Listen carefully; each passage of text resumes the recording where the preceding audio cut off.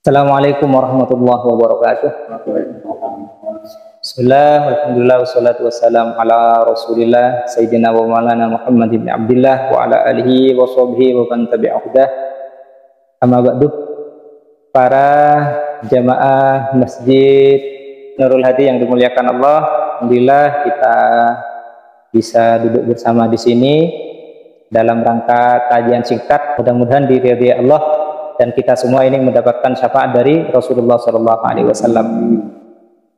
Para jemaah yang dimuliakan Allah, ada suatu kebiasaan umat Islam itu kalau memilih hukum, sak biasanya mereka memilih hukum yang gampang, yang mudah. Cuman kalau memilih hal ibadah, biasanya yang dipilih itu yang besar-besar. Jadi misalkan ibadah ini yang sangat diperhatikan seperti sholat, ini kan ibadah yang besar. Haji sangat diperhatikan, berlomba-lomba, sampai antri haji ini panjang sekali antriannya, sampai puluhan tahun. Karena ini terkait dengan masalah ibadah yang besar.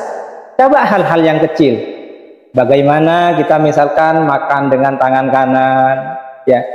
Ketika masuk masjid kita mendahulukan kaki kanan. Ini banyak nggak diperhatikan. Keluar dengan kaki kiri. Kalau masuk ke dalam jeding kita menggunakan kaki kiri. Banyak nggak memperhatikan. Padahal sebenarnya kalau kita mau menjadi umat muslim yang benar, kita sebisa mungkin mengerjakan semua yang didatangkan oleh Allah melalui Rasulnya. Ada sebuah nazam di dalam kitab Aqidatul Awam, atau anak-anak itu biasanya mengenal kitab Abda Ubis. Wa kullu ma ata bihi rasulu fahaqquhu taslimu wal qabulu. Apa-apa yang didatangkan kepada kita melalui Rasul, maka hak dan kewajiban kita adalah taslim, membenarkan, dan al-qabul, perlu menerima semuanya, mulai dari yang besar sampai yang kecil. Termasuk yang terkadang kurang kita perhatikan apa? Masalah minum. Bagaimana tata cara minumnya Rasulullah?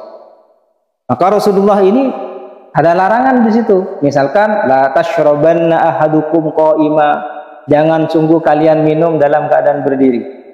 Banyak dari umat muslim itu, apalagi di sponsor itu rata-rata minum berdiri.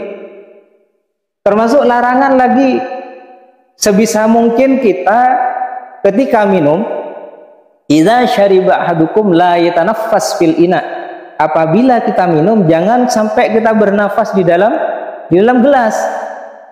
Berarti minum itu harus dikasih jeda. Kebiasaan Rasulullah, kita mendapatkan pelajaran dari Rasulullah, mengajarkan kepada kita, Rasulullah kalau minum ini ya tanaffasu salasan, mengambil nafas 3 kali. Ini banyak yang tidak melakukan karena ini masalah kecil, dianggap masalah kecil. Jadi Rasulullah itu kalau minum, biasanya minum gini, baca bismillahirrahmanirrahim, minum, kemudian ngambil nafas seraya membaca alhamdulillah, bismillah lagi, minum lagi, lepas lagi, ngambil nafas lagi, baca alhamdulillah, bismillah lagi, minum lagi, yang ketiga kali, kemudian dilepas lagi. Ternyata cara minum seperti ini lebih efektif. Innahu arwa, ini akan efektif menghilangkan dahaga. Selain itu ternyata dengan teknik minum ala Rasulullah kayak gitu, ternyata abro, menyehatkan. Cara minum Rasulullah seperti itu akan menjadi obat bagi kita. Selain itu juga amro itu ketika kita minum itu, maka air ini akan terdistribusi ke tubuh kita sesuai dengan yang dibutuhkan. Makanya itu akan kita terhindar dari yang namanya penyakit yang disebabkan gara-gara kita. Sebenarnya yang perlu diperhatikan juga ketika kita minum, jangan sampai minum berdiri. Kenapa?